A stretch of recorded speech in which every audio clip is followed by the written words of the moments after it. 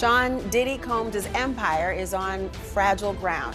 Feds raiding 2 of his homes just this week in connection with a trafficking investigation. Fourth woman is now suing music mogul Sean Combs, claiming he assaulted her when she was just a teenager. Music mogul Sean Diddy Combs facing yet another assault and harassment lawsuit. It was filed by music producer Rodney Jones Jr. Singer Cassandra Ventura, whose stage name is Cassie, has sued music mogul Sean Diddy Combs, accusing him of rape. There's been a lot of trouble surrounding Diddy or Puff Daddy. It all started with the murder of rapper Tupac, which some people think Diddy might have been involved in. Then there's a lawsuit involving singer Cassie and a producer named Rodney Jones, where they're taking legal action against Diddy. On top of that, federal agents have raided 2 of Diddy's houses. It seems like there's a lot of drama going on around him. That's why we are here today. In this video, we're going to dive into all the accusations surrounding Diddy one by one. So make sure to stay connected until the end to get the full picture. Let's kick things off by delving into one of the most controversial topics, the allegations connected to the murder of Tupac Shakur. Tupac Shakur, the influential rapper and actor, was fatally shot on September 7, 1996, in a drive-by shooting in Las Vegas, Nevada.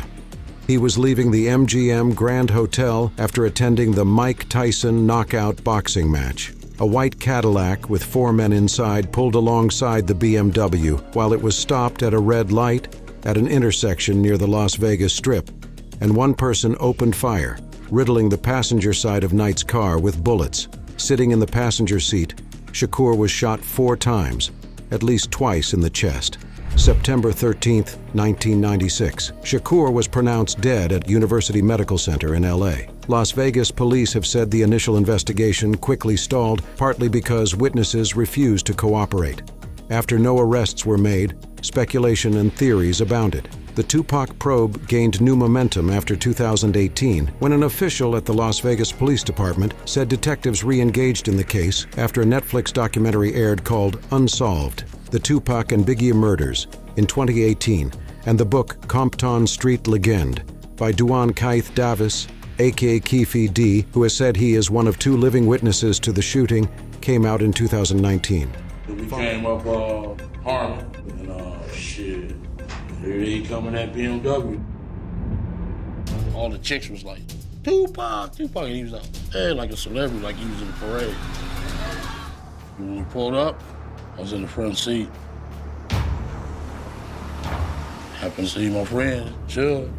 Following the 2018 series Death Row Chronicles on BET, which featured some of Keefe D's first public comments on the shooting, Las Vegas police reviewed the case and confirmed it remained open. Police later said, upon Keefe D's arrest, that this and following interviews led to him being charged. It wasn't until 2018 that this case was reinvigorated, as additional information came to light related to this homicide, specifically Duane Davis's own admissions to his involvement in this homicide investigation that he provided to numerous different media outlets. Keefe D told investigators that his nephew, Orlando Baby Lane Anderson, shot Tupac from the car they were in. If they would have drove on my side, I would have popped them, Keefe D added. The gun was a Glock 40, he said, from a secret compartment in the armrest. And I ain't never told nobody that story, man, he said.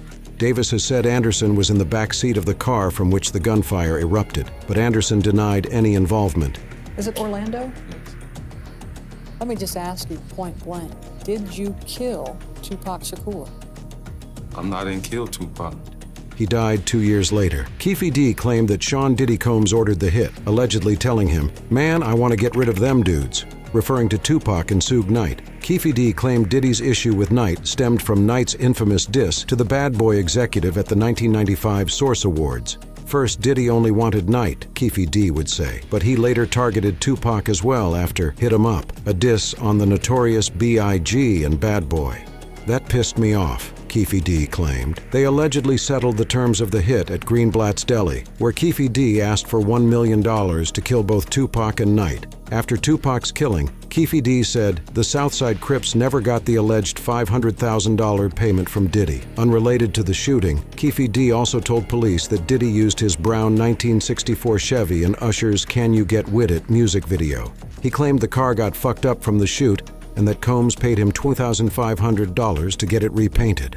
On September 29, 2023, Davis, now 60, was arrested early Friday while on a walk near his home on the outskirts of Las Vegas, as Davis himself has admitted in interviews and in his 2019 tell-all memoir, Compton Street Legend, that he provided the gun used in the drive-by shooting. Newly released body cam video of the arrest of Dwayne Keefe D. Davis, the man charged in the murder of Tupac Shakur. Las Vegas police have arrested a man connected to the 1996 murder of rapper Tupac Shakur. There has been no conclusive evidence or legal ruling that proves Diddy was involved in Tupac Shakur's murder. The theories linking Diddy to Tupac's murder have largely remained speculative, and no charges have been brought against him in connection with the case. Now let's turn our attention to another tragic event that shook the hip-hop world, the murder of Notorious B.I.G. On March 9th, 1997, Christopher Wallace, an American rapper better known as the Notorious B.I.G., was leaving a party in Los Angeles when a drive-by shooting cut short the life of one of hip-hop's most legendary voices. Now, 25 years after his death, questions still swirl over who was responsible for his death. Several people have been accused of his murder, but no arrests were ever made. Wallace's death, coming less than a year after that of legendary rapper Tupac Shakur, sent shockwaves through the hip-hop community and sparked an outpouring of grief. But as time goes on, questions continue to circle over who actually killed the Notorious B.I.G. According to retired LAPD detective Greg Kading, Knight hired Faust to kill Wallace in order to avenge the death of Shakur as part of the East Coast-West Coast hip-hop rivalry that dominated the 1990s. Diddy's former bodyguard, Eugene "Gene" Deal, has claimed that the Notorious B.I.G. wasn't killed in a drive-by shooting and that his killer was instead waiting for him all night. FBI documents state Wallace was traveling in the passenger seat of a Chevrolet Suburban after leaving a party at the Peterson Automotive Museum when a Chevy SS Impala pulled up to the vehicle at a red light and a gunman opened fire from within. Wallace died less than an hour later at a local hospital. In a video published by YouTube channel The Art of Dialogue on Tuesday, Deal, who said he was traveling in a second Chevrolet Suburban with Diddy behind Biggie on the night of the shooting, gave his own account of what happened. Wasn't a drive-by, the car was standing there at the corner, he said. The stories they tell are not truthful, and now people are sitting here believing. Why in the hell you would put your man in a situation by sending him to Cali to work on your album, when you know not his nemesis, but your nemesis was just murdered by niggas that you was running with?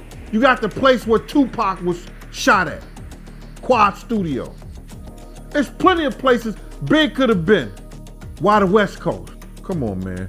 To date, the murder remains unsolved and no solid evidence or official ruling has ever confirmed Diddy's involvement in the murder of the Notorious B.I.G. Allegations of abuse made by his ex-girlfriend, Gina Huynh. Another ex-girlfriend of the rapper-turned-music mogul Diddy, Gina Huynh, has accused him of abusing her. Although largely unreported at the time, Huynh gave an interview to YouTube personality Tasha K in 2019, where she said Combs had been physically abusive and offered her money to get an abortion during their on-off 5-year relationship. Well, I told him, and he was like, you're gonna get an abortion, right? And then I was like, I don't know.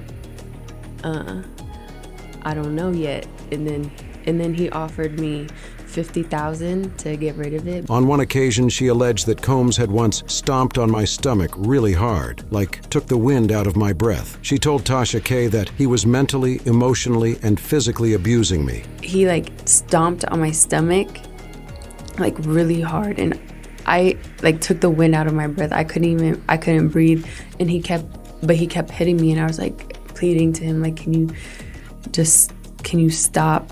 I can't breathe. He would always compare me to Cassie and tell me that I'm the bad one, she's a good one. She also said that everyone in Combs' circle allowed the abuse to occur. According to her, Diddy then began to pull at her hair and punch her repeatedly in the back of her head. Elsewhere, she claimed that Diddy had punched her in the head at other times, as her hair would cover signs of her injuries.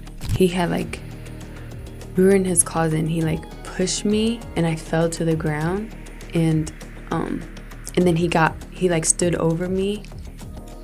So I was laying on my back, and he stood over me, and he started punching me like this. He avoided my face, but he started punching me on the side of my head, and I was just covering my face. Despite these, he did not respond to the accusations. Well, That wraps up our dive into some of the controversies surrounding Diddy. But hold on tight, because this is just the tip of the iceberg. We've barely scratched the surface of the twists and turns in Diddy's life, from his high-profile relationship with Cassie Ventura to shocking claims of abuse and assault by not just one, but two more women after Cassie, accusations from music producer Rodney Jones Jr., and the recent federal raids on Diddy's properties. Phew, the drama never seems to end with Diddy. So if you're hungry for more juicy details and recent updates, stay connected for future videos.